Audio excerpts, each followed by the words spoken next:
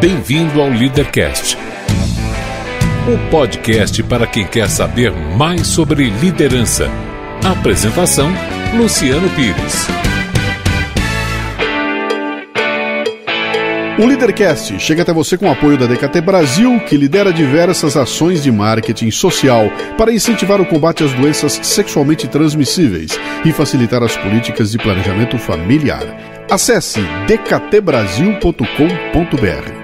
E também com o apoio do LinkedIn, a solução que vem transformando a atração de talentos através das redes sociais profissionais.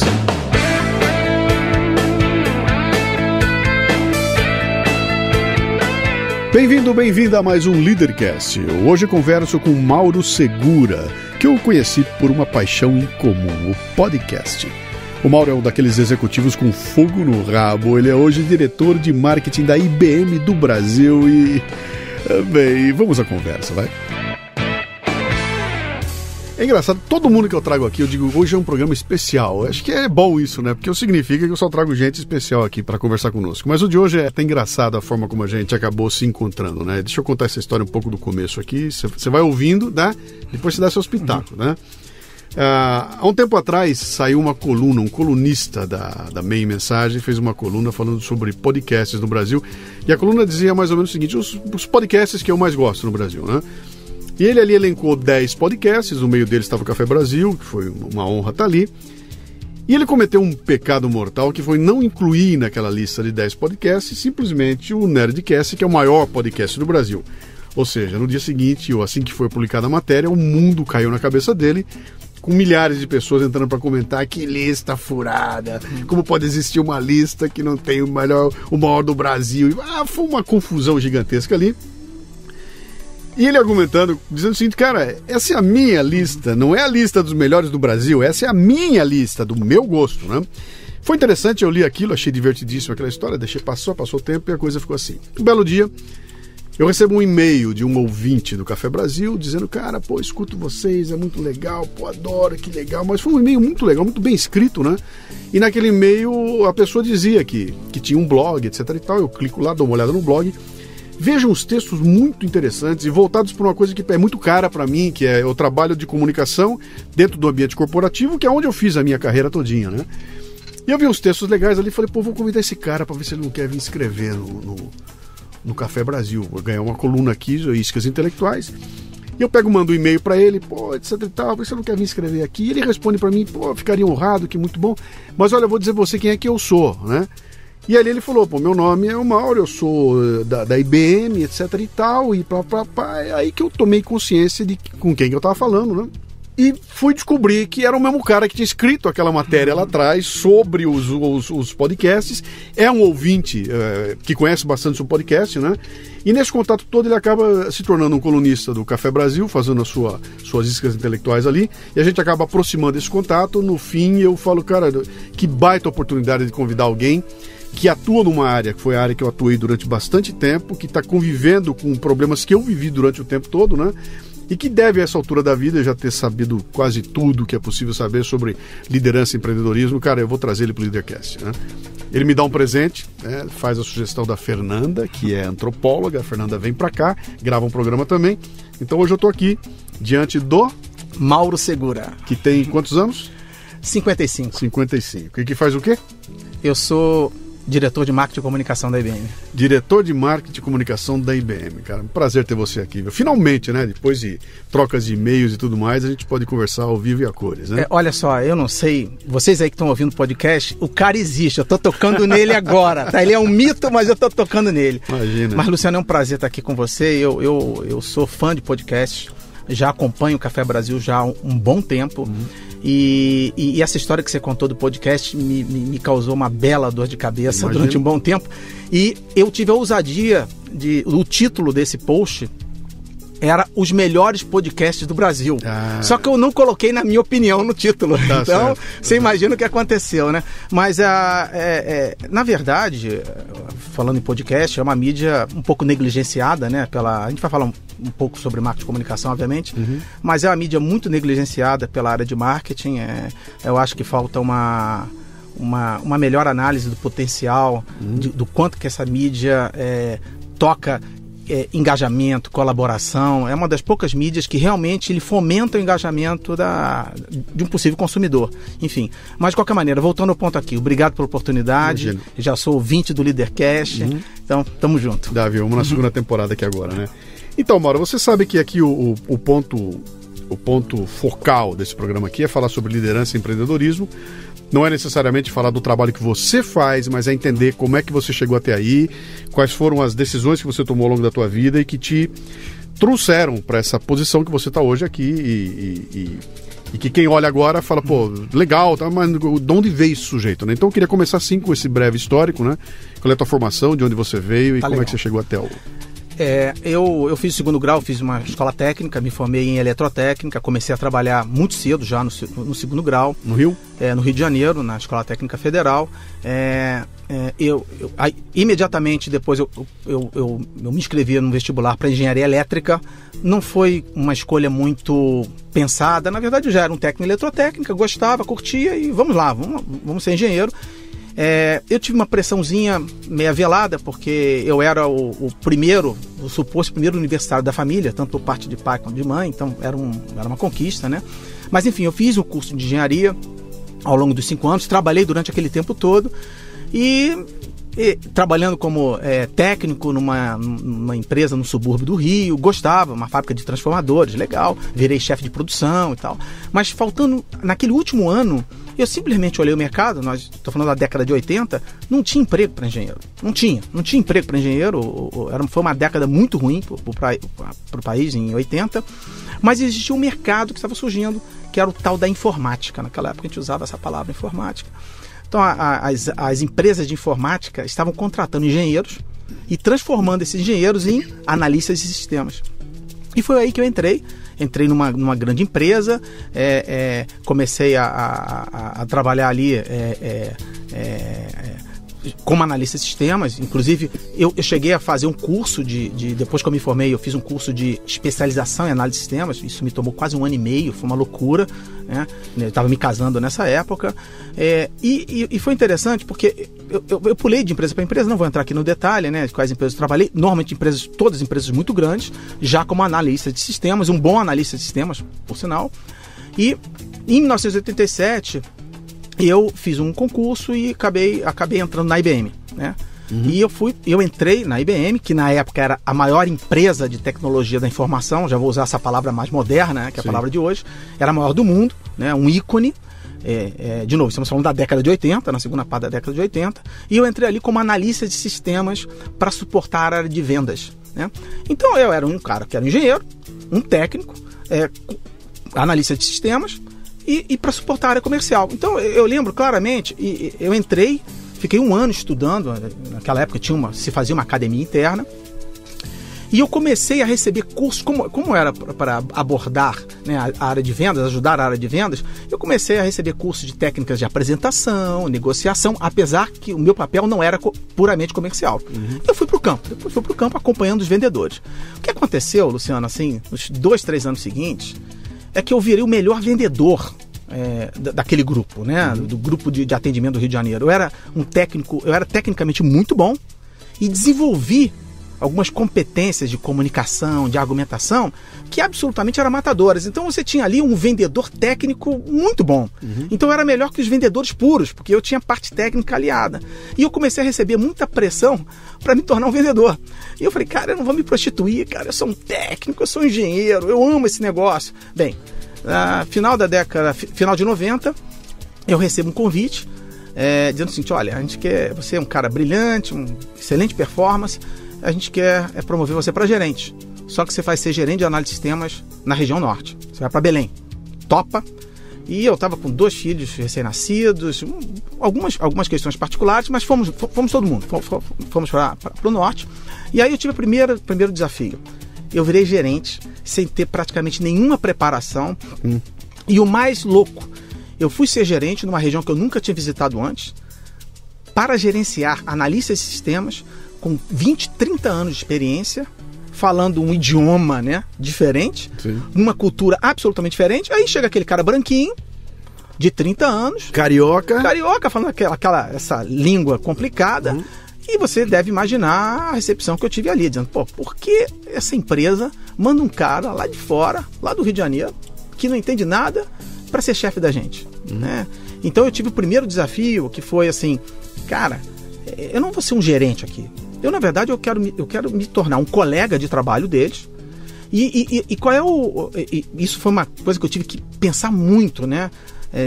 Nesse curto tempo que eu tive de adequação, foi qual é a vantagem, o que eu dou adicionalmente para esse pessoal que eles não teriam sem mim, né? Qual é o meu diferencial para eles? E foi fácil fazer equação. Primeiro, do lado deles, os caras conheciam profundamente a região, tinham um profundo relacionamento com os clientes, com credibilidade, né? E do meu lado, a minha grande capacidade naquele grupo era a articulação com o quartel-general da empresa. Quer dizer, eu tinha uma articulação dentro da empresa que eles não tinham. Então eu descobri o seguinte, caramba, se eu ajudar a fechar os negócios entrando no ponto certo, né, eu consigo ter a confiança desse pessoal. Tinha um molho diferente aí. Qual era o molho diferente? Eu também tinha ido com a missão de fazer uma renovação do time, que era um time muito antigo. E a gente precisava trazer pessoas com novas competências técnicas, um pessoal um pouco mais jovem. Então era uma equação meio complicada. Mas enfim. Que idade você tinha? Eu tinha completado 30 anos. Né? Tinha 30 anos. E fui para lá. E eu vou dizer para você, foi um ano maravilhoso. Em 6 meses a gente conseguiu criar um senso de time. Eu fui humilde o suficiente para reconhecer que eu não tinha todas as competências necessárias para ser um gerente, mas eles me avaliaram como um colega, um colega que tinha bons colegas no quartel-general e que conseguia converter determinados negócios que pareciam naquele momento quase impossíveis, né? E o resultado foi tão bom que nos 2 anos seguintes eu fui promovido para o gerente da regional. Eu virei o gerente regional de toda a operação da região norte. Me mudei para Manaus e fiz uma segunda mudança. E aí, definitivamente, deixei de ser técnico, né? Me prostituí de vez, virei realmente o cara com a missão de vendas. E foram os 2 anos, foram 3 anos no final, 1 ano em Belém, 2 em Manaus. E eu vou conversar para você, eu acho que foram os melhores anos da minha vida, porque eu tinha crianças pequenas, o meu casamento tinha alguns poucos anos de vida, e de repente a gente se viu na região norte, dizendo assim, caramba, não tem mais papai, não tem mais mamãe, eu tenho que me virar aqui. Eu lembro que a barra foi tão pesada no início, Luciano, que a gente ia para o supermercado com aquele papelzinho, podendo só comprar aquilo, porque era uma situação de muito aperto financeiro, por outros motivos, né? Não vou entrar aqui no mérito. Mas enfim, nós passamos 3 anos ali, foi realmente o meu... eu virei gerente na base do vamos lá, cara. Sim. E outra coisa, não tinha internet. Eu viajava para Macapá, Rondônia, Roraima, Boa Vista, eu parecia caixeiro viajante. Boa parte de quem está nos ouvindo aqui não sabe o que é isso, tá? Tá ouvindo Fred Flintstone conversando com Barney Rubble sobre como fazer bem feito o seu trabalho, né? Que o não ter internet, que isso não passa pela cabeça das pessoas. Né? Vocês não fazem ideia do que é viajar. Deixa eu te fazer dar uma cutucada aqui. Um sujeito é promovido para gerente, né? Sabe que ele vai chegar num lugar, é um ofidiário, né? Todas as serpentes estão lá, são serpentes velhas, etc e tal. Sabe que não tem as manhas, porque não foi treinado para isso. Quer dizer, a primeira vez na minha vida eu vou entrar, vou ser jogado nessa arena, e ai de mim, e vou ser devorado aqui, né? Quais foram os cuidados que você tomou ali? O que é que se você puder olhar para trás e falar, bom, deixa eu ver as coisas que eu fiz ali que deram muito certo e que são imprescindíveis para quem se vê numa situação dessa, né? O segredo de um líder, né? O líder que a gente pode até... o podcast é para discutir liderança, né? A liderança é a sua capacidade de influenciar pessoas, né? Talvez em busca de um propósito comum, alguma coisa assim. Então, a primeira coisa, a coisa que me veio à cabeça, e que eu só mais tarde... Poxa, eu já tô com 25 anos, quase 30 anos de experiência como gerente, né? Então, depois, mais tarde, com a experiência, a gente realiza isso e coloca de forma mais estruturada. Mas a primeira coisa, quando eu cheguei ali, foi, cara, eu tenho que descobrir quem aqui realmente vai ser meu aliado. Quem aqui eu vou ter uma relação transparente, honesta, quem aqui vai me trazer as coisas de uma maneira, assim, sem uma segunda agenda, né? Então, a primeira coisa quando eu entrei foi entender do time quem era quem, né? Quem era quem influenciava os outros. E depois eu desenvolvi uma teoria, aliás, eu nunca vi isso escrito em livro nenhum, eu desenvolvi uma teoria chamada 262. 262. Isso é uma teoria para você aplicar para você. Legal. Assim, num grupo de 10 pessoas, você sempre vai ter 2 pessoas super positivas, otimistas, aquelas que acreditam que tudo vai dar certo, e você vai ter 2 negativas, pessimistas, que jogam pedra no meio do caminho e reclamam de tudo. E no meio você vai ter 6 pessoas que vão olhar para um lado e para o outro. E no meio desses 6, alguns vão adotar o lado esquerdo e alguns vão adotar o lado direito. Você, como gerente ou como líder, cabe a você identificar quem são essas 2 pessoas positivas, dar espaço para elas e fazer com que aquele sentimento consiga contagiar os outros. E aí sim você acaba transformando a equipe. Então, claro que eu só fui aprender. Isso você pode fazer com 10 pessoas, com 20 pessoas, sempre vai acontecer. Assim, pessoas otimistas, positivas e pessoas para baixo. Eu fiz aquilo meio empiricamente. Eu sei, caramba, quais são as pessoas aliadas que têm uma capacidade de influência nos outros que vai me ajudar? E imediatamente, naqueles primeiros meses, eu me juntei com essas pessoas. Mas tem que ser pessoas de bem, pessoas que querem o melhor, né? Esse foi talvez o meu maior segredo. E o meu segundo maior segredo, que não é um segredo, mas foi o seguinte: o que realmente eu consigo contribuir? Porque, assim, eu não vou ser gerente dessa turma. Eu tinha 30 anos, cara. Eu estava gerenciando pessoas de 50, 55 anos.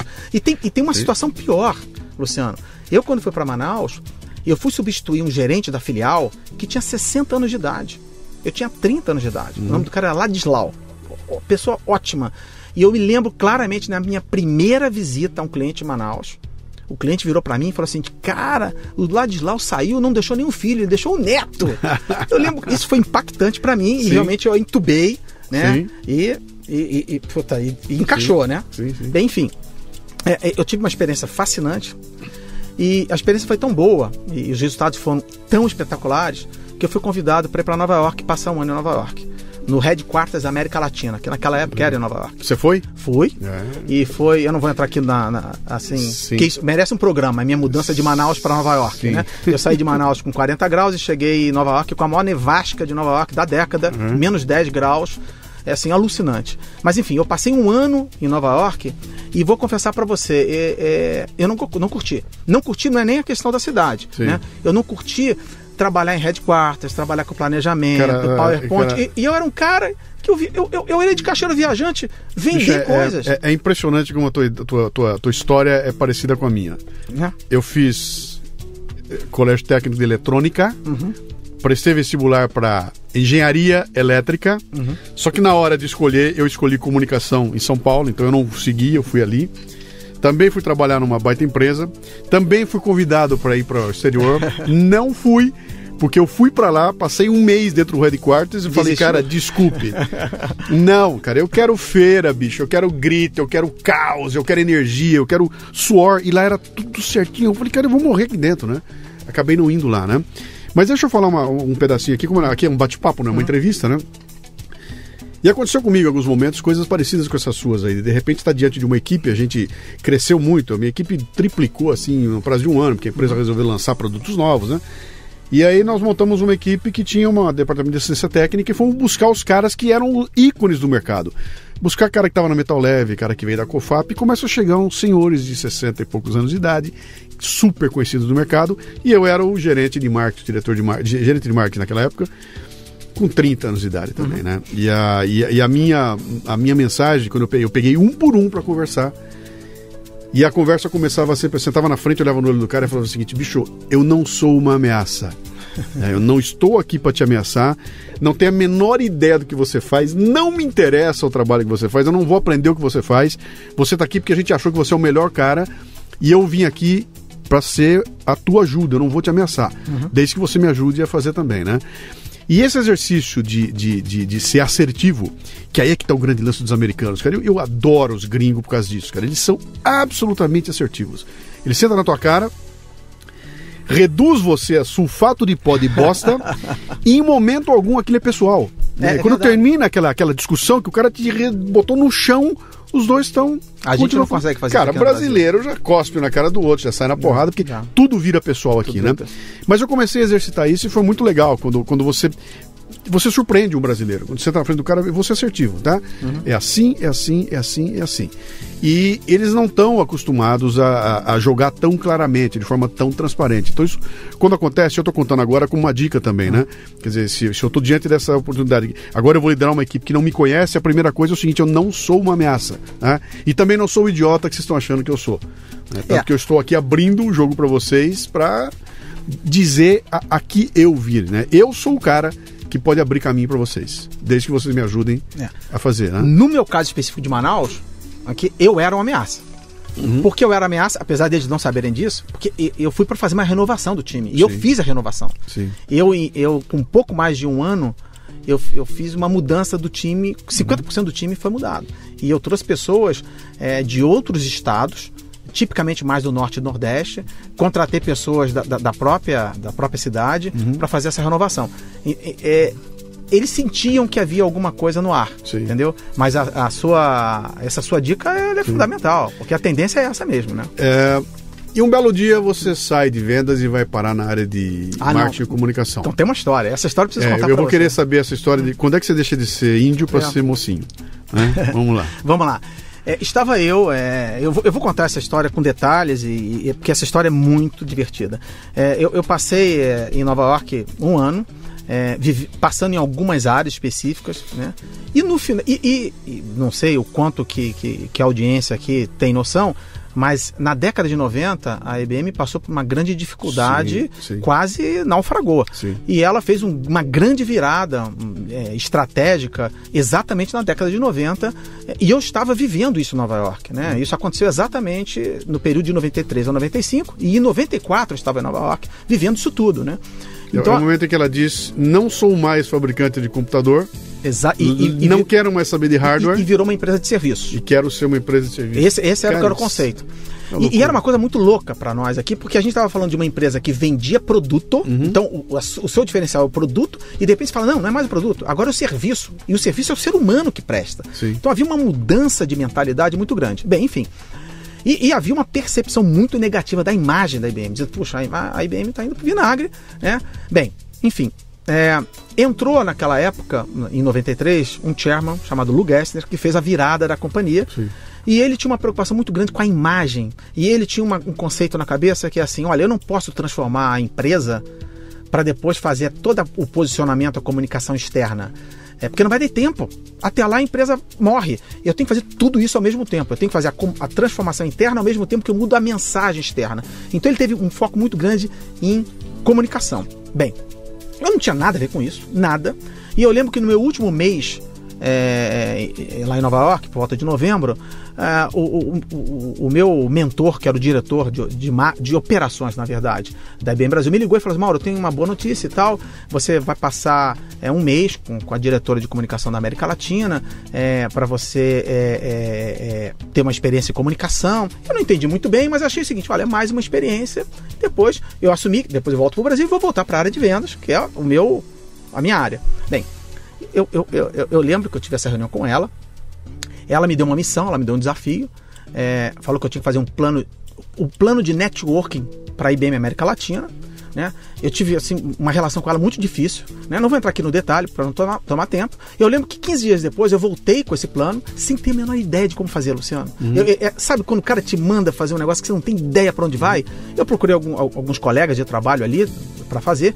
Enfim, eu lembro claramente o seguinte, véspera de Natal, eu entro na sala dela, entrego o plano em transparência, lembra? Sacou transparência? Quem tá ouvindo aqui é transparência, depois a gente explica. Entrego, ela lê, mas em menos de 3 minutos, ela levanta da mesa dela, pega aquele pacote, joga na cesta de lixo e bota o dedo no meu nariz e fala assim, esse é o pior plano de comunicação que eu já vi na minha vida. É uma vergonha. E me mandou para fora da sala. Bem, no mesmo dia, eu volto para minha mesa, aí o meu colega de trabalho diz, olha, o Fernando te ligou, que era o diretor de operações da IBM Brasil, ele quer falar com você e tal. Liguei pro Fernando, o Fernando falou assim, Mauro, tem uma boa notícia, eu tenho uma notícia para te dar. Eu falei, eu também, Fernando, porque eu falei, porra, a mulher me comeu, né? Aí ele falou assim, olha, você você vai voltar para o Brasil em tal data e você vai ser nomeado o líder de comunicação da IBM Brasil nessa data. Eu falei, cara, eu tenho uma boa notícia. A líder de comunicação da América Latina acabou de me comer dizendo que eu sou o pior profissional de comunicação da paróquia, né? Uhum. Bem, conclusão, eu voltei como líder de comunicação mesmo, né? Naquela época quem definia era a geografia. E vou dizer por que aconteceu isso. Olha que interessante. Qual foi a decisão que a empresa tomou? Existia necessidade de fazer uma mudança radical em comunicação. Então, o chairman ele foi muito corajoso. O que ele fez? Ele pegou todos os líderes de comunicação das diversas IBMs no mundo e tirou. De uma hora para outra. Falou assim, olha, alguns foram aposentados, alguns foram migrados para outras áreas, e todos os que assumiram a liderança de comunicação nas diversas IBMs do mundo foram pessoas que nunca tinham passado pela área de comunicação antes dentro das empresas. Alguns eram formados em comunicação e outros, como eu, não tinha nenhuma formação de comunicação, né? Qual era a mentalidade? A mentalidade é o seguinte, eu estou colocando todo um grupo novo. Sim. Que vai daqui para frente seguir esse processo novo. Aquela mulher dançou. Não tem laço, mulher dançou. Dançou alguns meses depois. Tá? Não tem nenhum laço pessoal, não tem nada, não tem paradigma. E outra coisa, a IBM naquela época trabalhava com 65 agências de publicidade no mundo. Cada IBM em cada país tinha uma. Uhum. Né? A partir daquele ano, a IBM passou a trabalhar somente com uma agência. Uhum. Né? E tudo centralizado. Então, o que aconteceu foi assim, eu caí de paraquedas numa área de comunicação, cuidando de propaganda, cuidando do tradicional, sem conhecer nada. Eu não conseguia entender a diferença entre comunicação em advertising e propaganda e comunicação de imprensa. E aí eu me deparei pela segunda vez com aquela mesma sensação que eu passei em Manaus. Porque eu desci no Brasil tendo que gerenciar um time de comunicação sem conhecer nada. Eu falei, caramba, aí de novo voltou aquela mesma história, né? Voltou aquela história. O que eu tenho de diferente que eu vou agregar para esse time e para que esse time me ajude? E obviamente, o meu conhecimento todo era da área de negócio. Eu conhecia profundamente relacionamento com o cliente, relacionamento com o mercado, coisa que o time de comunicação não tinha. O time de comunicação era o time que trabalhava o planejamento, advertising. Né? Então, Mauro, deixa eu fazer tem um negócio que você está falando que é bastante interessante. Deixa eu até usar aquilo que o Lula gosta bastante, que são os exemplos voltados para futebol, né? E até eu me lembro na Copa de 70, quando se jogava futebol nesse país, né? Eu me lembro de ter visto uma conversa uma vez, acho que foi, se eu não me engano foi o Rivelino, que estava comentando que a posição que ele jogava era uma posição que já tinha lá, o Gerson, já tinha todo mundo lá. E que ele conversa com o Zagallo uma vez, o Zagallo fala pra ele, olha, cara, eu vou te escalar na ponta esquerda. E o Rivelino, cara, me põe em qualquer lugar. Onde você puder, eu vou jogar. E o bicho vai e joga e detona. E o cara... Então, por que o Zagallo botou ele na ponta esquerda, sabendo que aquela não era a posição dele? Porque o Rivelino tinha uma porrada de atributos que bicho pode botar em qualquer lugar que ele vai jogar muita bola, né?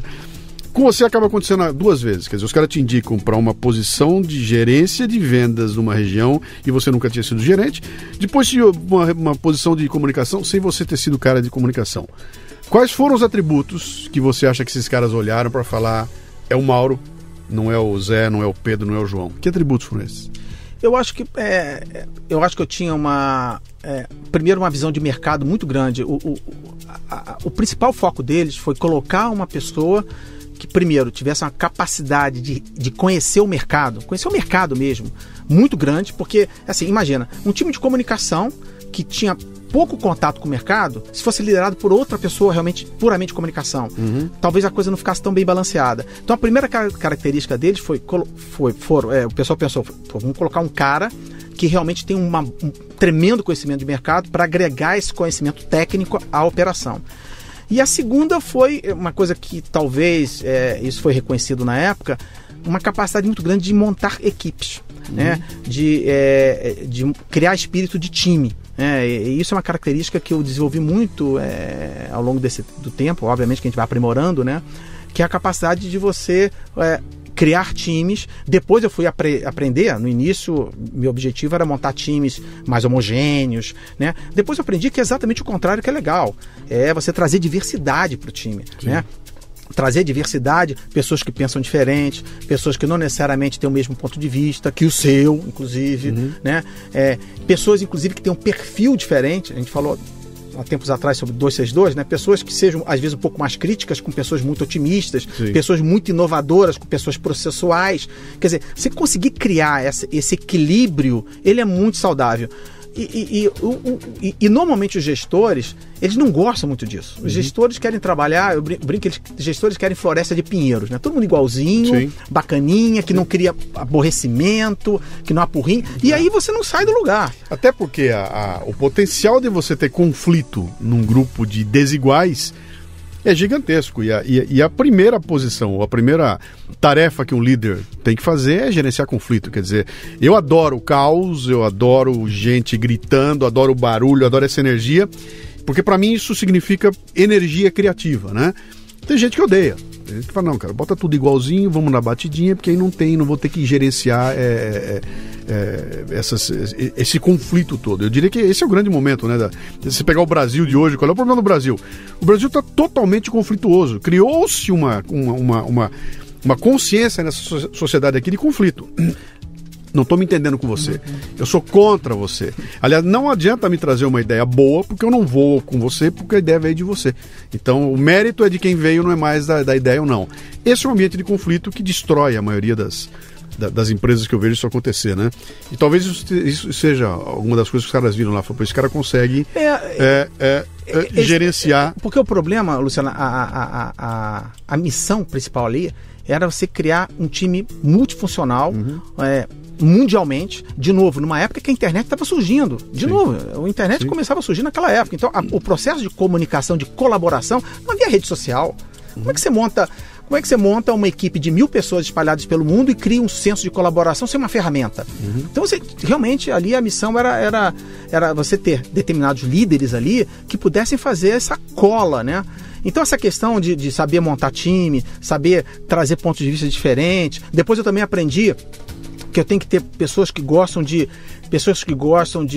trabalhar mais dos bastidores do que está na frente, sim, né? Sim. Aliás, você conhece a história do... Não sei se você que é um contador de história, você já ouviu essa história do Apollo 11? Porque o Armstrong foi o primeiro a descer na Lua? Não. Já leu? Não. Isso tem várias teorias. Vou contar que essa história é ótima. Conta. Isso tem várias teorias. Uma delas dizem que o Armstrong era o cara mais bem preparado da missão. Vou fazer uma pergunta antes. Você lembra dos três que foram? Mas eu duvido que esse pessoal aqui não vai lembrar de jeito nenhum, mas eu lembro Michael Collins, Edwin Aldrin e o Neil Armstrong. Neil Armstrong, Michael Collins e Edwin Aldrin. Buzz Aldrin, né? Buzz Aldrin. Que foi depois até homenageado no Toy Story com o Buzz Lightyear. Sim, né? Exatamente. Bem, qual é a história? Existem vários estudos, né? Olhando a missão Apollo 11, que é toda carregada de mistério, né? Que o seguinte, a missão, a parte mais difícil da missão não era pousar na Lua. A parte mais difícil da missão era aquela nave que girava ao redor da Lua ter capacidade de soltar o módulo lunar, o módulo lunar pousar e depois o módulo lunar retornar para a nave e se conectar de novo na nave. Então, a parte mais crítica da missão era do cara que ficava em órbita, né? E que quem ficou em órbita foi o Michael Collins, né? E que é um cara mais desconhecido dos três. Ninguém lembra do nome desse cara. Sim. O Buzz Aldrin, ele pirou na batatinha porque ele desceu lá no módulo lunar, mas quem pisou foi o Armstrong, pô. E o Buzz Aldrin teve que tirar foto do Armstrong ainda, pô. Ainda botaram o cara pra tirar foto. Tanto que o Buzz Aldrin, ele ficou... Ele deu uma pirada, se tornou alcoólatra, depois se ligou à religião, porque ele não entendia como ele chegou tão perto e não foi o primeiro. Mas a história é o seguinte, existem algumas teorias que o cara menos preparado era realmente o Armstrong, porque na hora que o módulo lunar descesse e ele fosse pisar no solo, ninguém sabia o que ia acontecer. Se aquele solo era sólido ou não, se a vestimenta, né, ia funcionar ou não, se de repente ia sair uma porra de um animal maluco lá atrás da pedra e comer o cara. Então é o seguinte, olha, coloca o cara menos preparado da missão para isso. O cara mais preparado tecnicamente da missão, o cara que era o mais... que tinha alcançado os testes, as notas, né, os índices mais altos nos testes, era o Michael Collins. A lição que a gente tira desse estudo é que muitas das vezes, numa missão crítica, a missão mais importante não está no palco, está no bastidor. Está no cara que trabalha por trás. E ao longo do meu tempo, eu já sou gerente de pessoas há 25 anos. Eu comecei a aprender, e aprendi de verdade agora, que tem determinados momentos que você não tem que estar no palco. Sim. Tem determinados momentos que você tem que dar um passo para trás. trabalhar nos bastidores, sem nenhum demérito, né? E às vezes, muitas das vezes, muitas vezes não, quase sempre, o cara que está no palco, né? Tem um cara no bastidor ali trabalhando mais ou melhor do que ele, segurando a onda, né? Isso eu comecei a aprender já nessa época, quando eu fui para a comunicação, porque era evidente, quando você começa a trabalhar com profissionais de engenheiros, por característica da profissão, são pessoas um pouco mais fechadas, né? Eu sou engenheiro. Cartesianos. O cara de comunicação é mais esporrante, né? O cara, tá. Então eu comecei a descobrir que, tinha uns caras ali que era o cara que tinha que ir pro palco. E tinha uns caras bons de bastidores. E o meu trabalho era não deixar o cara de bastidor se sentir menos preterido, cara. Sim. E não ter algum obstáculo de carreira, inclusive, né? Bem, enfim, mas só fazendo a história mais curta, naquele momento, falei, cara, gostei, bacana, mas eu quero voltar para vendas, tá? Foi meu acordo com a empresa. E olha que ironia, cara.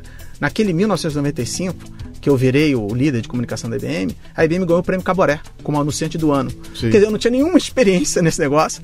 E eu subi lá no palco para receber lá o prêmio Caboré como o melhor anunciante do ano. Muito louco esse negócio. Em 96 eu voltei para vendas. Passei em 96 e 97, até que em meados de 97 eu recebo uma nova ligação do presidente da companhia dizendo assim, cara, você vai voltar para a comunicação. Porque desde que você saiu aqui, a gente não conseguiu mais fazer esse negócio funcionar. A gente já mudou 3 vezes a liderança, os caras não conseguem trabalhar com esse processo global, os caras querem ter autonomia que não tem. Cara, vem de volta. Eu falei, cara, eu não quero ir. Não, mas vem, vem. E eu voltei. E voltei. E quando eu voltei em 97 para essa área, já acumulando mais algumas coisas ao redor disso, fiquei em 97, 98, e quando iniciou 99, eu falei, cara, não dá mais. Eu sou engenheiro, sou analista de sistemas, estou trabalhando com comunicação aqui e marketing, eu preciso fazer um curso, eu preciso ter alguma formação mais estruturada, acadêmica, em que eu possa minimamente conversar com esses caras. Porque sabe o que acontece quando você não faz isso, Luciano? Eu virei um profissional de marketing e comunicação da empresa, não um profissional de marketing e comunicação com a visão aberta. Então eu falei, cara, aí eu olhei pro mercado, descobri um puta curso de uma espécie de MBA de marketing e comunicação na Fundação Getúlio Vargas, de 1 ano de duração, que me deixou louco, porque era quarta noite, sexta noite e sábado inteiro, durante um ano inteiro, e me joguei, né? E ali, cara, eu me apaixonei por essa porra. Ali que realmente eu falei, cara, é isso que eu quero ser, é isso que eu quero trabalhar, né? E aí eu comecei a conhecer muita gente legal, muitas cabeças diferentes, e apesar da IBM naquela época vender PC e vender impressora, que eram produtos tipicamente de varejo, a gente nunca foi uma empresa de varejo, de fato, de comércio, como a gente conhece. E eu comecei a fazer amizade com esse pessoal, falei, cara, isso é muito legal, eu quero mais. E aí aconteceu um fato, a IBM estava virando, né, para uma empresa de serviço, como eu falei. Eu fui convidado para assumir, para ser executivo de serviço de uma área, para eu sair de comunicação. E naquela época, final da década de 90, a gente tinha a bolha da internet acontecendo aqui no país, as empresas de telecom sendo privatizadas, e eu recebia muita proposta de emprego, Luciano, muita proposta de emprego. Era assim, uma atrás da outra toda semana. E, cara, eu estava muito bem na empresa. Eu tinha plano de retenção, ações, assim, estava tudo assim para continuar lá dentro. Cara, eu não resisti. Depois de receber muitas ofertas de emprego, eu recebo uma oferta que para mim foi matadora. Era a startup da Intelig. Sim. E fala assim, cara, olha, você vai ter esse saco de dinheiro aqui para você fazer toda a atividade de marketing, você vai construir toda a área de marketing do zero, né? E a gente quer você aqui. E aí, cara, eu tava fazendo 40 anos, já tinha um porrão de tempo na IBM. Eu falei, cara, é agora ou nunca. E a Intelig sinalizava assim, cara, nós vamos construir uma marca nova, você vai fazer planejamento estratégico, você vai ter a maior verba publicitária do ano 2000. Pra você ter uma ideia, agora a Intelig já acabou, né? Mas a verba publicitária da Intelig em 2000 foram 300 milhões de reais. Eu lembro do presidente virando para mim e falou, cara, você não tem capacidade de gastar 1 milhão por dia. Eu falei, cara, não deprecia a capacidade do ser humano, né? Porra, e eu fui, pedi demissão. Foi muito doido, porque o pessoal não aceitava a minha saída dentro da IBM. E fui para a Intelig. E eu não sei se você lembra, a Intelig, toda aquela campanha de escolha do nome, porra, você lembra da força das operadoras.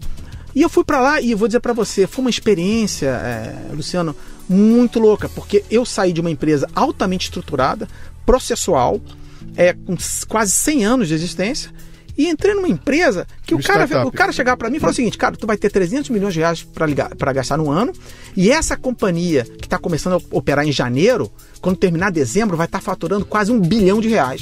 E eu estava sentado na cama de um hotel, porque todo o planejamento da Interlig estava num laptop, num notebook, cara. Eu falei, cara, isso é louco, né?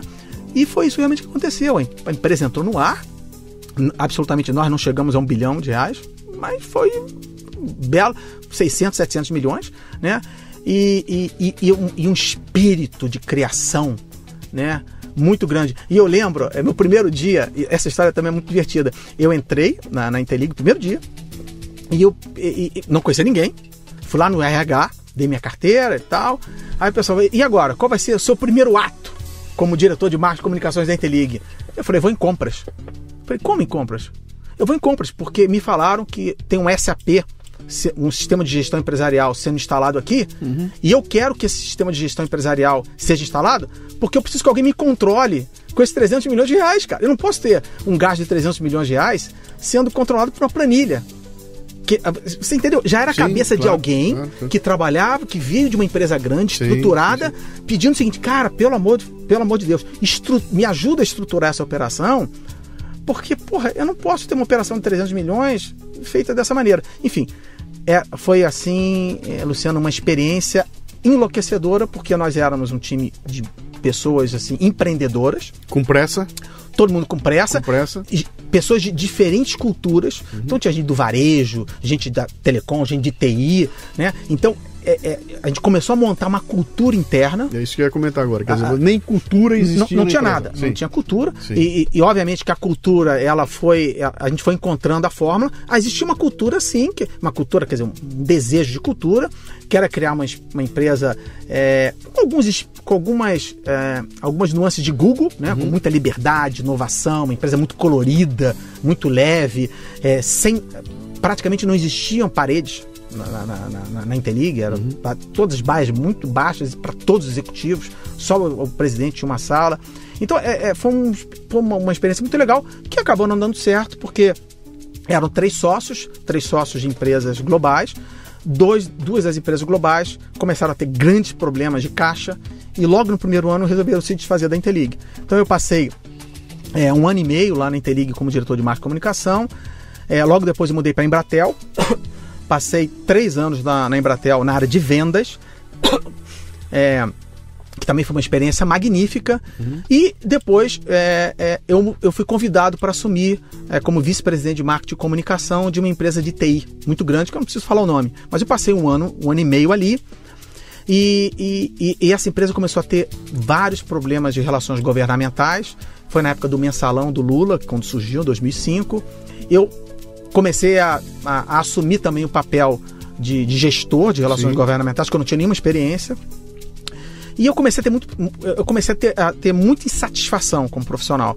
Eu falei, cara, não tá legal, não tô gostando, não tô encontrando meu caminho. Eu preciso redirecionar. E eu lembro que já no início de 2006, numa dessas ligações telefônicas que a gente faz para amigos, liga a Vera Dias. A Vera Dias foi uma pessoa que eu contratei na época, quando eu era gerente de comunicação da IBM. Eu contratei a Vera Dias do mercado para montar a área de imprensa na IBM, que eu não conhecia. Lembra que eu falei que eu não conhecia nada disso, né? Sim. E aí ela me liga e fala assim, puxa, Mauro, eu quero dar uma notícia para você. Falei, cara, o que é? Virei a diretora de comunicação da IBM América Latina. Eu falei, pô, Vera, que legal, você lembra quando você foi contratada? Pô, que barato, você virou diretora de comunicação e tal. Mas eu não tô aqui só para isso não. Não, o que é? Eu quero te convidar para voltar para a IBM. Mas eu tô com o pé atrás. Eu falei, mas por quê? Porque eu quero convidar para você ser o líder de comunicação da IBM Brasil de novo. Só tem um problema. Eu vou ser a sua chefe.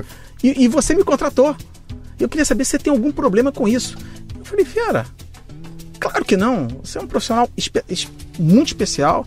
Você foi minha professora em toda a parte de relações públicas e imprensa. Tudo que eu aprendi na vida foi realmente com você. E vai ser um prazer trabalhar com você. E eu saí numa condição, Luciana, aí faz parte de umas decisões da vida, né? Eu estava nessa empresa como vice-presidente de marketing e comunicação, ganhando de América Latina, realmente ganhando um salário muito bom, com certo conforto, porque não tinha risco de emprego, mas muito infeliz, né? Com um ambiente de trabalho complicado, um contexto muito enrolado. E eu fui para a IBM e eles falaram o seguinte: você vem para a IBM, mas você não vai entrar como diretor. Você entra como gerente e depois vamos ver o que acontece. Então a minha esposa, ela se diverte, porque você pega a minha carteira de trabalho, do lado esquerdo está escrito vice-presidente de marketing e comunicação na América Latina, salário tal, né? E do lado direito, fala gerente de comunicação da IBM, um salário muito menor. Então eu tomei uma decisão na minha vida em 2006 de fazer uma mudança de vida radical, que racionalmente talvez não fizesse grande sentido. Sim. Mas sabe aquele movimento em que você está caminhando, encontra uma barreira e de repente você tem que dar um passo para o lado, dar um passo para trás para sair daquela barreira? E eu falei, caramba, eu vou voltar para uma empresa que eu conheço. Naquela época a IBM já tinha definitivamente feito a transformação, já crescia alucinadamente. Aqui no Brasil o crescimento era enorme, né? Eu falei, cara, depende de mim. É uma empresa que eu conheço, tem um relacionamento ali, claro que muita gente nova, né? Uma empresa muito maior. Para você ter uma ideia, quando eu voltei, a empresa ela já era 3 a 4 vezes o tamanho daquela, em termos de força de trabalho, né? E eu assumi como gerente de comunicação. Em 3 anos eu virei diretor, assumi a área de marketing e praticamente de final de 2008 para cá, eu tenho essa área de marketing e comunicação, que basicamente toca todas as disciplinas, né, da área, né? E me reposicionei internamente dentro da companhia e muito feliz, né? Porque... Essa era a pergunta que vinha agora. Tá feliz? Muito Quer dizer, feliz. A gente vê um arco, né? Você dá uma volta e de repente retoma a uma posição que talvez se eu tivesse hoje, se tivesse continuado lá, e talvez estivesse nessa aí, mesma... Luciano, essa discussão de carreira é interessante, porque os meus filhos, eles não entendem muito bem determinadas coisas da minha vida, né? A gente conversa muito sobre isso. Meus 2 filhos já estão formados, já trabalham. Um trabalha numa gestora de investimento, o outro trabalha no Google, né? Então estão todos bem, né? E já não moram nem mais comigo. Mas eu lembro de, 10 anos atrás, eles falam, pai, você é uma pessoa preparada para ser presidente de empresa, uma média empresa talvez, quer dizer, preparado que eu digo assim, você tem condições de buscar isso. E eu nunca quis buscar.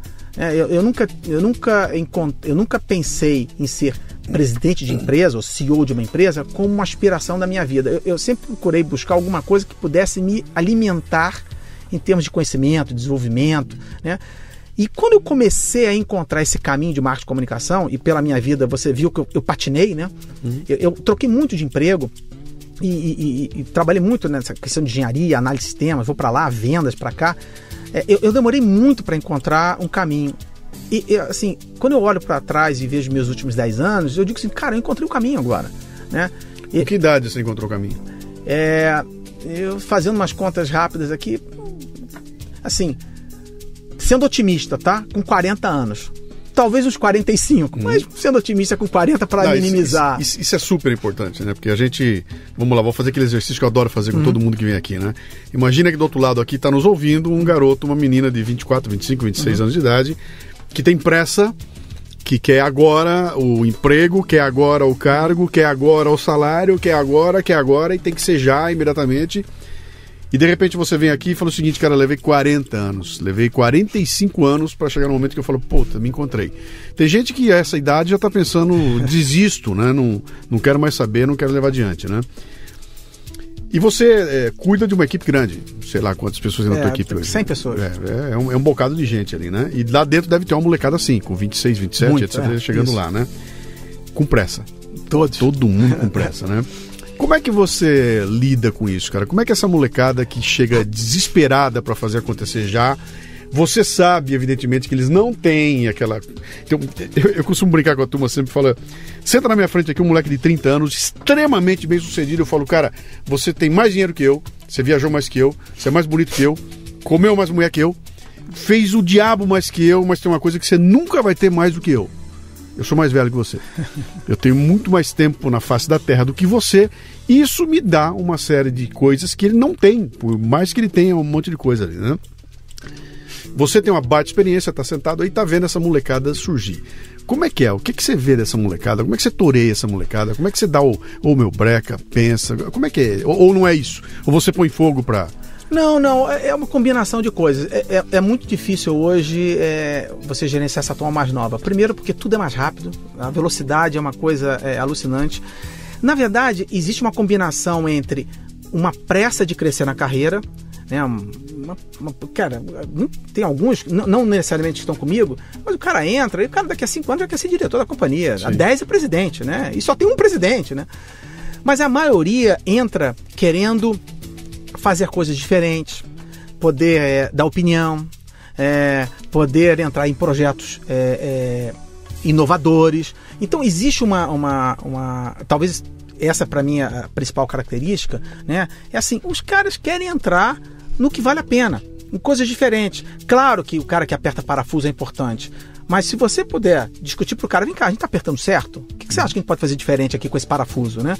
Então, o ponto, essa moçada nova é uma moçada muito bem preparada, certamente muito mais preparada do que eu, né? Em termos de formação, em termos de visão. Porra, com a nossa idade aqui, com 15 anos, porra, qual era o nosso relacionamento? Nosso relacionamento era, assim, a nossa comunidade era os seus vizinhos de rua e os amigos de escola. Sim. Porra, esses caras estão trabalhando com redes sociais, conversando com o mundo. Estão jogando um game com um cara da Romênia, da Rússia. Cara, não dá pra competir com a gente, Luciano. A gente não tem o pique, nem o conhecimento desses caras. O que acontece é o que você falou, a gente tem mais experiência. Então, muitas das vezes, a gente sabe o que vai acontecer. Você consegue prever o que vai acontecer daqui a 5 dias. Olha, se esse negócio seguir dessa maneira, vai dar merda, né? O departamento vai dar merda. Eu tenho uma história deliciosa aqui. Então conta. Eu fazia os eventos, aquela coisa acontecia, e a turma preparava tudo, aí eu chegava no evento lá, né? E chegava no evento, batia o olho, tá mal. E um dia um deles virou pra mim e falou, como é que você consegue ir direto na cagada, bicho? Como é que você entra aqui, você entra na sala e bate o olho, mas você não olha para as coisas, você olha a cagada. Você já vai direto no ponto. Como é que você faz isso, né? Eu falo, cara, eu já fiz essa cagada aí 500 vezes. Hoje eu já sei de antemão onde é que elas podem estar, né? Quer dizer, essa experiência que tem um valor brutal e que esse mercado anda meio que deixando isso de lado, porque essa experiência custa caro, né? Eu vou trocar um cara de 10 por 2 de 5 e acho que vai ser a mesma coisa que vai dar. E tem um detalhe, né, Luciano? Assim, as pessoas estão menos dispostas a ficarem mais tempo fazendo as mesmas coisas. Sim. Então, e não tem jeito. Quando você olha uma pessoa, você tem a questão da formação técnica, que é aquele conhecimento técnico, e tem o caso da experiência. Experiência é tempo, cara. Claro que você pode acelerar a experiência. Você, por exemplo, submete um cara a projetos mais diferentes e tal, você consegue até acelerar um pouquinho. Mas não tem jeito. Experiência é um acúmulo de experiências. Né? Então, assim, voltando à questão da turma mais nova, a turma mais nova ela tem uma cabeça diferente. Eu vou te contar uma história também muito simples. Um colega meu, diretor de uma empresa de telecom grande, falou assim, cara, aconteceu um fato surreal. Pô, eu tinha uma funcionária minha que era a mais bem preparada, alta performance, era uma pessoa preparada para ser executiva dessa empresa. Pô, nós protegemos, demos aumento e tal. Cara, ela pediu demissão hoje. Eu falei, tá, e aí? Deve ter recebido uma oferta e tal. Não, ela até recebeu uma oferta, mas ela disse para mim que não estava saindo pela oferta. Ela estava saindo porque não concordava com a estratégia que a empresa tinha na área de responsabilidade social. Quer dizer, a menina, ela estava saindo porque não concordava como a empresa atuava na área de cidadania. Cara, isso é uma cabeça completamente diferente. Na nossa época, imagina que você... Não se passava. Você nem tinha acesso a esse tipo de informação? Quase passava. E, outra coisa, outro cara que me contou também de uma outra empresa aqui, que eu também não vou citar o nome, tinha um programa que eles levavam estagiários para participar de algumas reuniões de diretoria. Era uma coisa de inclusão, né? Mas só estagiários e trainees, mas de alto potencial. E a ideia é o seguinte, cara, é para você ir lá assistir e não falar. E botaram um cara, e o cara no meio da reunião falou. Resolveu falar. Dizer, olha, deixa eu dar uma opinião aqui. E pior, ele deu uma opinião totalmente pertinente, né? E perguntaram, e um cara perguntou, vem cá, quem é esse cara? Quer dizer, você sente que é um pessoal que quer participar, que quer se expor. Então, quando eu analiso essa turma, a minha maior preocupação aqui é aumentar o máximo o espectro de discussão com esse pessoal, né? Não cercear caminhos de carreira dentro da empresa. Eu tenho sorte, porque eu trabalho numa empresa grande, uma empresa que tem 400 mil funcionários, cheio de porta. Então, o que eu faço aqui é apresentar as portas. né? Claro que às vezes eu me lamento muito, às vezes eu tenho uma pessoa super talentosa, cara, eu não consigo entregar para ela aquela expectativa que ela tem de carreira naquele momento, e tem alguém do lado, o meu vizinho aqui, diz, cara, acenando a bandeirinha para ela, vai lá, puta, vai lá. Mas assim, a discussão, Luciano, hoje em dia é uma discussão muito transparente, é uma discussão em que você tem que dar feedback o tempo inteiro, discussões de carreira é algo recorrente, é assim, não entregue os seus projetos somente para o pessoal mais sênior, traga gente nova, submete, dê exposição para essa turma, essa turma pensa diferente, né? A gente está aqui falando de profissões que certamente daqui a 5 anos talvez não existam mais, 10 anos. Então, de repente, a gente está com profissionais dentro da nossa estrutura ali, onde daqui a 5 anos essa estrutura está toda implodida. Então, no final das contas, você não quer o cara só pelo conhecimento técnico, você quer o cara pelos aspectos comportamentais, pela capacidade desse cara aprender, se desenvolver. Então, tem todo um lado comportamental que hoje o indivíduo tem que se desenvolver. E acho que talvez nessa geração mais nova, talvez seja o mais complicado. Porque nós aqui, apesar de a gente ser cheio de defeito na nossa geração, a gente tem uma das virtudes que a gente teve aqui, foi saber dar tempo ao tempo, né? A gente foi mais perseverante, a gente foi mais calmo, assim, a turma mais nova não tem. Tudo aqui é efêmero, tudo aqui é rápido, e às vezes a gente não consegue entregar isso. E não há como você ser rápido sem ser superficial, cara. Você não consegue mergulhar fundo em mais coisa nenhuma, né? Então, isso é uma falta tremenda que eu ando sentindo bastante no mercado, é encontrar gente que, cara, o cara voa baixo, mas ele voa raso, cara. Ele não consegue aprofundar, né? Que pra aprofundar vai te tomar um baita tempo, você não vai ter tempo de conseguir aquilo, e até uma dedicação que é complicada. Então, hoje em dia, quando a turma vem falar comigo, aliás, essa é uma das razões de eu ter criado a tal da isca intelectual, né? Eu falei, cara, como é que eu consigo falar com essa turma? Bicho, não adianta eu chegar pra lá com um compêndio, eu tenho que chegar com uma isca. Alô? Ilumino. Olha ali, viu, cara? Quer? Vai atrás, entendeu?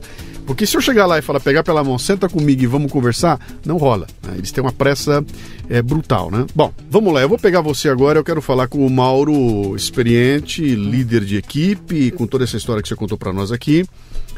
Me dá umas regrinhas aí, vai. Essa molecada toda que quer fazer sucesso, quer levar um currículo pra você na IBM ou em qualquer outro lugar que seja e vai encontrar na frente dele um Mauro Segura sentado lá.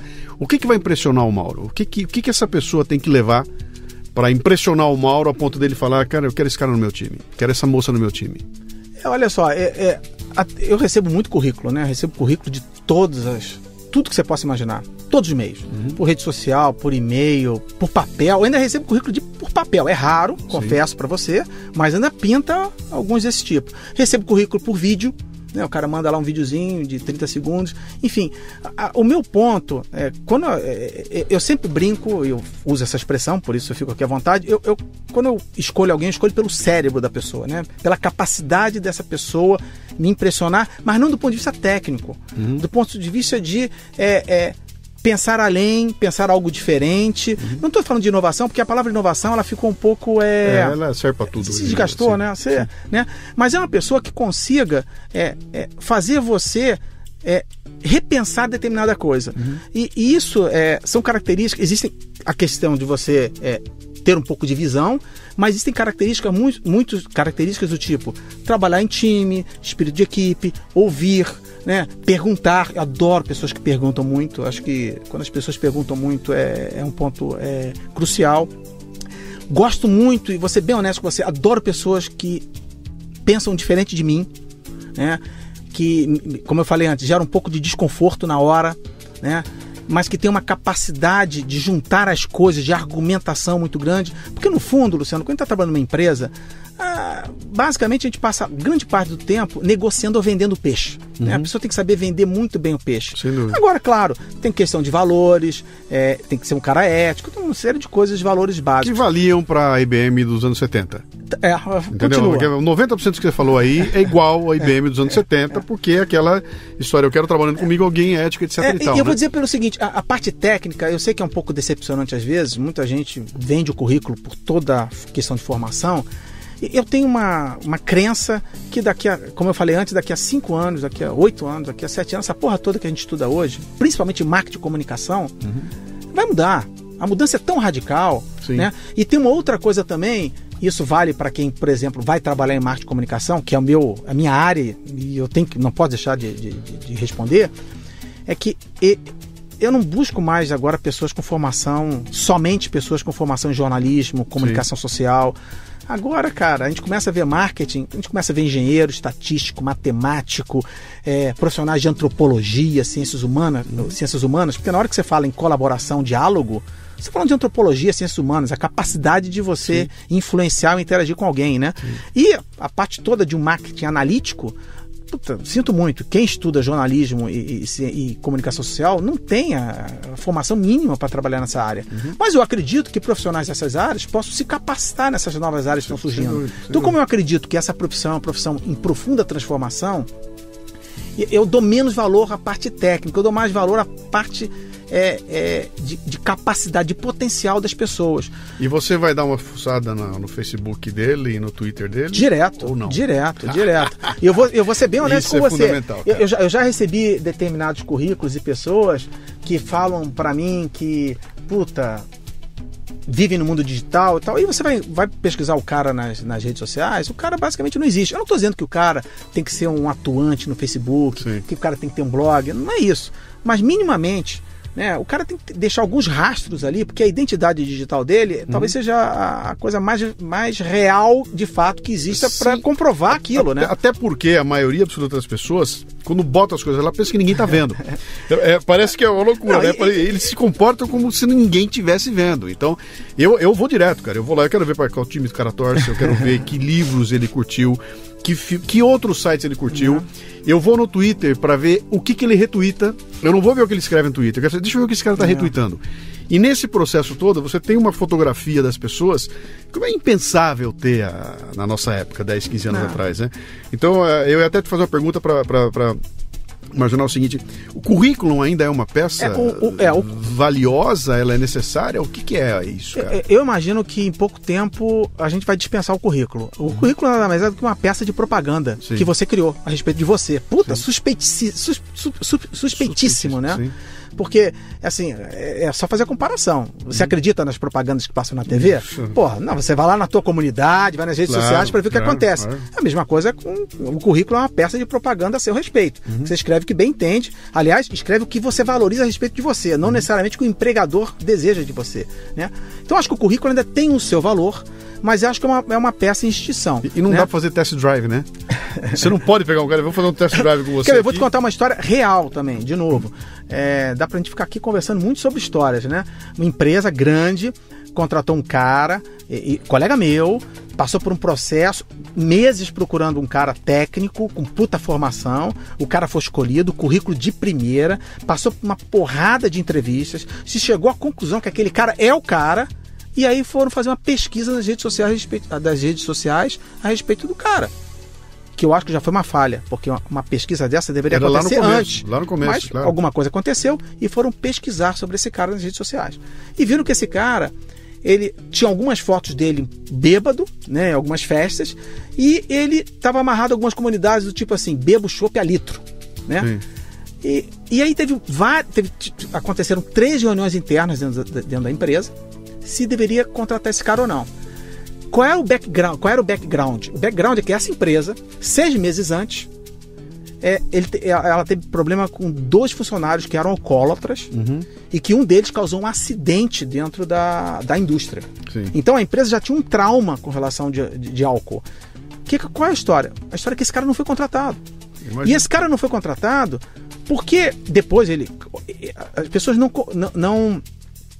não foram diretamente a ele contar essa história. Claro que depois ele descobriu por algum meio e ele procurou a empresa, dizendo, cara, mas vocês não podem me contratar, vocês não podem deixar de me contratar por isso. Foi uma brincadeira, essa questão de chopp a litro, mas a empresa não voltou atrás. Então o que está acontecendo hoje é que os rastros digitais que nós deixamos na web, a gente tem que pensar muito bem, porque existe até uma teoria num dos livros aí malucos que eu li, que diz que daqui a pouco nós vamos ter 2 identidades ou mais identidades na vida atual. A gente vai ter uma identidade nas redes sociais. Sim. E uma identidade real, de fato, quem a gente é. Sim. Porque a gente vai começar a ter pessoas montando identidades fakes, né? Fakes, Falsas, das né? redes. Isso é construção de marca, cara. Você, construção de marca. Teu Facebook, teu Twitter é para construir a tua marca.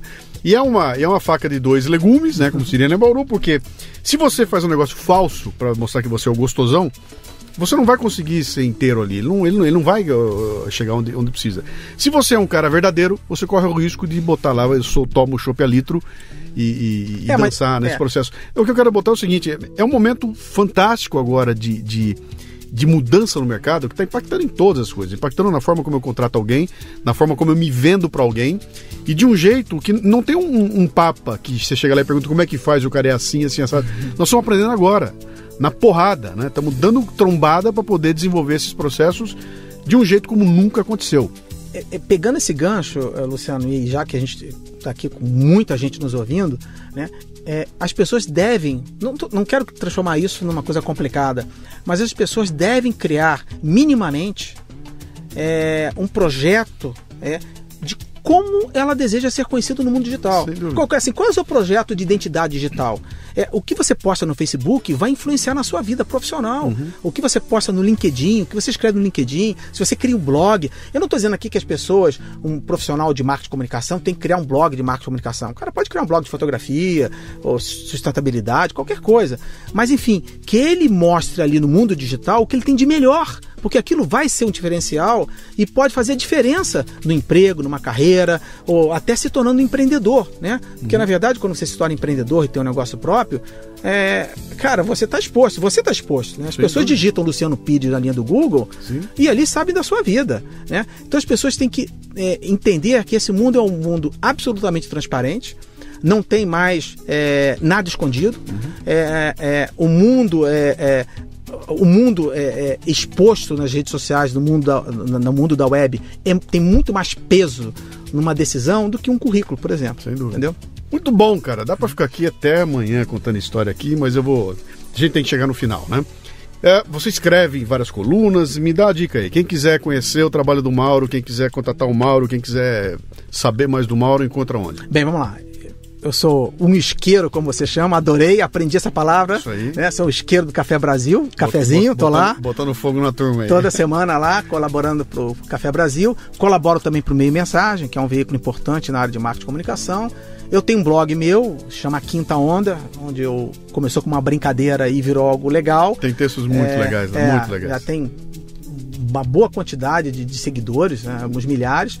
Escrevo também no LinkedIn, no LinkedIn surpreendente, eu tenho uma rede grande também no LinkedIn, muito segmentada em marketing e comunicação, onde eu também escrevo, né? E eu posso ser acessado pelo Facebook, o meu Twitter é Mauro Segura, @MauroSegura, o meu e-mail... O Facebook também é Mauro Segura? O Facebook também é Mauro Segura, e o meu e-mail é msegura@br.ibm.com. Legal. Tá bom? Valeu muito, adorei aqui. Agora vamos tomar um cafezinho, né? Obrigado pela visita aí, Mauro. Um abraço. Um abraço.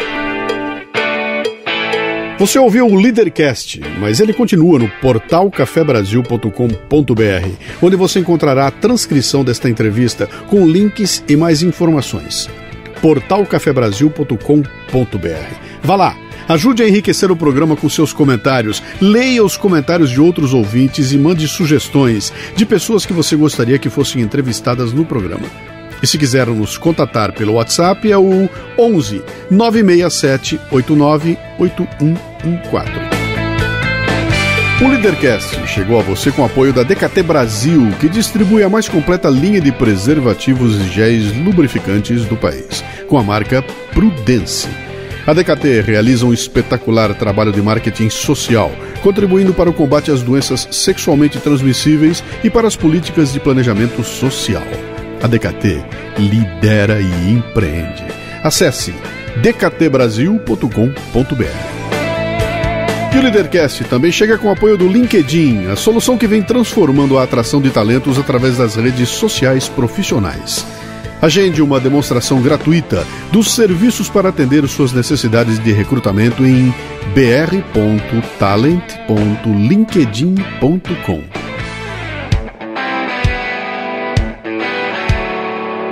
Você ouviu o Leadercast com Luciano Pires. Mais uma isca intelectual do Café Brasil. Acompanhe os programas pelo portal cafebrasil.com.br.